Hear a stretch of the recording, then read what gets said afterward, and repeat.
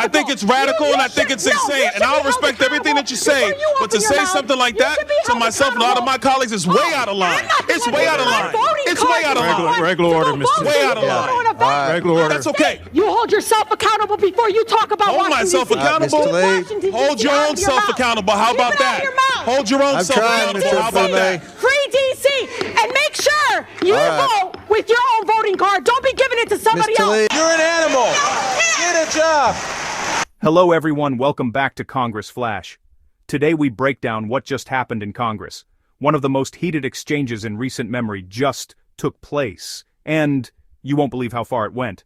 Words like fascist takeover, Third Reich, and insane were thrown around on the record. The clash between Congresswoman Rashida Tlaib and Representative Byron has gone viral. And we're breaking it all down right now. Here are key takeaways you need to know from this explosive hearing.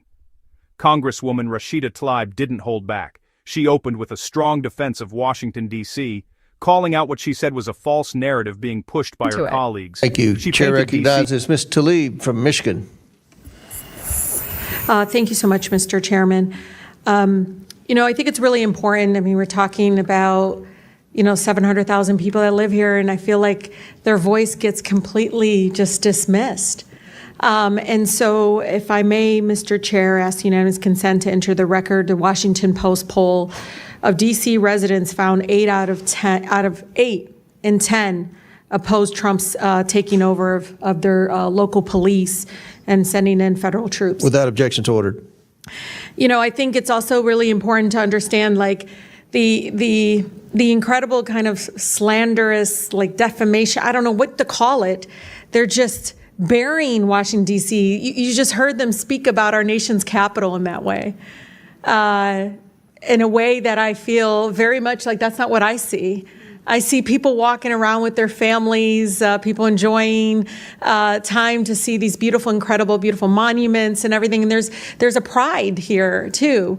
And so I just want to bring the D.C. residents into this committee because I feel like they are being made invisible. And this really ugly picture that is not reflective. And I'm from Detroit. I've seen it happen to my city. And it's despicable in a way that I feel like really goes up against our values. One of the things that I know in every abuse of power that, we let President Trump and the administration get away with in D.C., it will be replicated. It will be expanded across the country, and it is going to tear apart our communities. Mr. Jackson, I talked to you about a little bit about this, but I think it's important to understand that we do have a mental health crisis, that we have a housing crisis, affordability crisis. Can you police any of those away? No. You can't police away homelessness. And the way they talk about our homeless neighbors is so, no wonder there's violence increasing towards homeless neighbors. I see it already, the brutality of it. When we see housing costs go up, when we see, again, the lack or dismissiveness of the mental health crisis that we continue to grow. And it's not just this administration, and the previous administrations as well. No one has moved with the urgency that is needed. Just last week, the committee approved over a dozen bills regarding Washington, D.C. And, I'm just curious. Criminalize children. My colleague from Boston talked about this. It basically interfered with legislation already passed by the local government. Was anyone on this panel consulted? Any of you? Raise your hand if you were consulted on any of these bills. Yeah. We were not. One of the things that, AG, I've been listening to you. One of the bills actually eliminates your position completely. What effect would that have? Completely eliminating your position in regards to be able to do the job that you do to protecting all the families in Washington, D.C.? We'll start with the fact that more than 70% of the residents of the District of Columbia overwhelmingly voted for having an independent elected attorney general. That's right. And that's a recognition of the fact that when an attorney general is directly accountable to the people, directly responsive to the people, we are much better at doing our job in terms of addressing housing affordability and conditions in slumlords. seniors and consumers who are being scammed, addressing the issues that are most important to D.C. residents, because I am accountable to them. I read wage theft is an issue, workplace discrimination. I mean, there's a number of issues that need to be addressed, and they're not going to address that. They want to paint you all as this ugly, dark, all just out in the street. I mean, the way, it's just unbelievable because they all live here. I don't see it. She painted D.C. as a community full of pride and family life, not the crime-ridden dystopia others were portraying. She accused Republicans of trying to override the voices of over 700,000 D.C. residents by undermining their local laws and governance. According to her, what's happening in D.C. is part of a broader effort to silence local control. Tlaib didn't stop there. She went after the Trump administration directly, criticizing the federal takeover of D.C.'s police during the 2020 protests. She argued that moves like these set a dangerous precedent, one that could expand to other cities across America. Then she shifted to systemic issues, mental health, housing, homelessness, and asked a powerful question: can you police any of that away?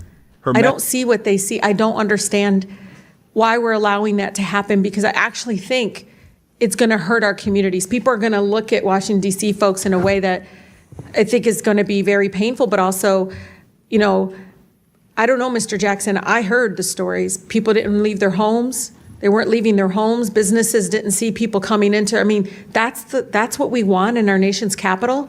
Stay in your house, don't move, don't go anywhere, stay fearful.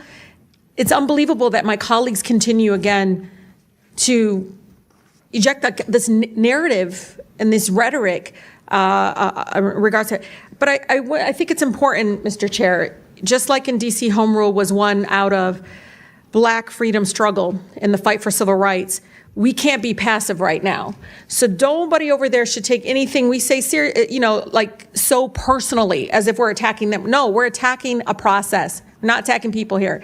And I think it's really important. We need to stand up against this fascist takeover. That's not a bad word. It's a fact. And here in D.C. and across the country, it is so incredibly important, Mr. Chair, that this committee does not allow rhetoric that defames and or paints Washington, D.C. in a way that you all haven't really truly seen. You're just reading it. No, you're just reading it or something off of some. Will the gentlelady yield to a question? Yeah, I think it's really important. Will the gentlelady yield? No, I don't yield. I don't even have time. I can tell you. Your time's expired. It is expired, but Mr. Chair, but you all live here, and you're not telling people the beautiful parts that you do see in our nation's capital. And no, it's just wrong how we're doing it. Chairman, I think it's insane that the gentlelady doesn't have an argument, but she's going to refer to me and some of my colleagues. Mr. Donald, we were from the Third Reich. This is insane. You're going to look at 14, 15-year-olds as a bunch of criminals? It's insane. Do I look like a member of the Third Reich to you, Ms. Tlaib? Is that what I look like to you? You're the one taking your voting card. Is that what you think? Is that what you think? Is that what you think? No, that's unethical. I think it's radical and I think it's insane. And I'll respect everything that you say, but to say something like that to myself and a lot of my colleagues is way out of line. It's way out of line. It's way out of line. Regular order, Mr. Way out of line. Regular order. That's okay, but it's okay, right? That is not how it goes. It's okay, right? You hold yourself accountable before you talk about Hold myself accountable. Hold your own self accountable. How about that? Hold your own self accountable. How about that? Free DC, and make sure you vote with your own voting card. Don't be giving it to somebody else. Tlaib. All right, time. Chair recognizes Ms. Boebert from Colorado. Wait a minute, Ms. Boebert. All right, Arnold's from Florida. Thank you, Chairman. This is my third term on the Oversight Committee. We've been talking about illegal immigration and oversight the entire time. I remember we had a group of this committee that went down to the El Paso section of the border. This was back in February, March of 2021. And during that time period, we were at one of the holding centers, and there were these buses that were coming to the detention facility, and they were picking up 30 kids, 50 kids at random, walking out of the facility. And when I went over to question the bus driver that was transporting these kids, border agents told me, as a member of Congress, that you're not allowed to question the bus driver. And of course, people knowing me, I didn't take no for an answer, and I repeated the question. And I was told that this bus of children was leaving El Paso and going to San Diego. And so what was occurring under the Biden administration is that they were busing unaccompanied minors all across the United States for one reason and one reason only. And that was because they did not want the press to see the pictures of kids in cages. They did not want to see our borders being overrun. They wanted to disperse that problem all through the United States. Her The message was clear. Law enforcement isn't a solution for deeper social failures, and she called out both parties for not acting with the urgency these crises demand. Then came the moment that lit the room on fire. Tlaib warned of what she called a fascist takeover. She drew parallels between current Republican actions and historical authoritarian regimes. That's when things got loud. Byron Donald snapped back, calling her comments radical, insane, and way out of line. He was furious over the implication that he and his colleagues were being compared to the Third Reich. The entire tone of the hearing shifted, raised voices, accusations, interruptions. You could hear the tension through the screen. That is the reckless history of illegal immigration under Joe Biden and the Democrat Party. Mayor Johnston of Denver, you lamented earlier that there were 10 to 11 buses coming per day to your city. Did you ever talk to Joe Biden about why this was happening to your community? Thank you, Congressman. I both reached out to Governor Abbott from Texas. He didn't respond, and I did. Why would you reach out to Governor Abbott of Texas when it is Joe Biden, the former commander-in-chief, that opened up our borders? Why didn't you talk to him? Well, our buses directly were being sent from Governor Abbott in Texas, so that was why we reached out to say we're happy to collaborate on a coordinated entry system. We understand no one state or no one city should bear the entire brunt of this, but let's collaborate. But I did. So I'm glad you said that, because that brings me to my next point.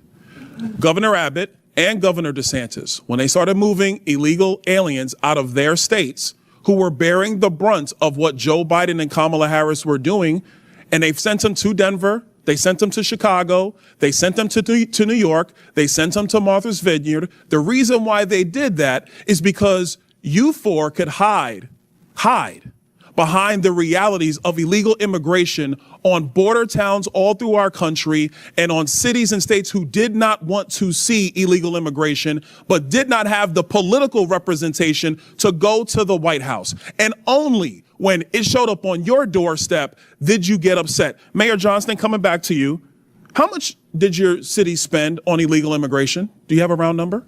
Over the last couple of years on all newcomers, whatever their status was, it's around $79 million since 2022. $79 million. Mayor Johnson, Chicago. How much has the city of Chicago spent on illegal immigration?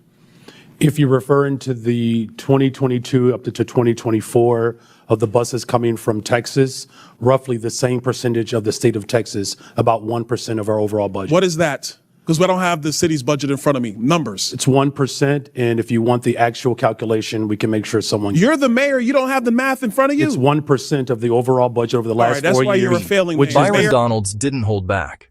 He told Tlaib, "Hold yourself accountable before you talk about accountability." He slammed the idea that Republicans were trying to destroy democracy and accused her of using emotional theatrics instead of facts.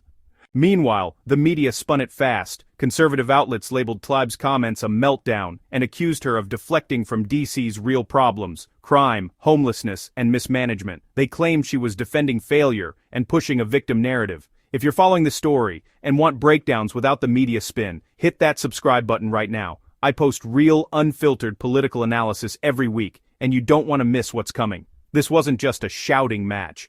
It's symbolic of something much bigger. Two completely different visions for America.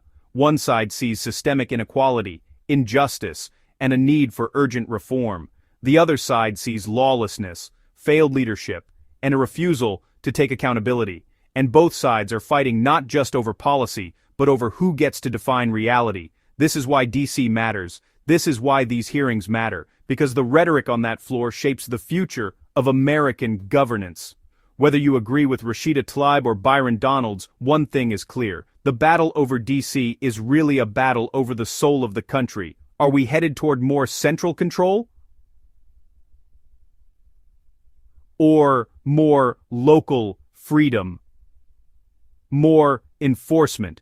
Or more reform?